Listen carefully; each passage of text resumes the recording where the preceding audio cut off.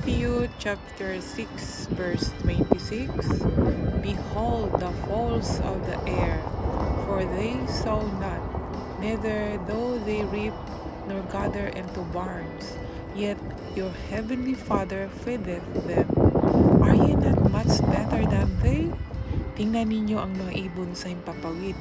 Hindi sila nagtatanim o nag-aani o nag-iipon ng pagkain sa bodega. Ngunit pinapakain sila ng inyong amang nasa langit.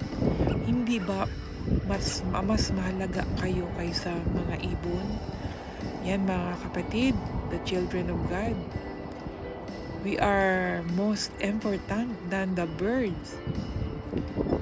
So why we worried about what we eat? We just have to pray and have faith, believe that God will provide us. God bless you.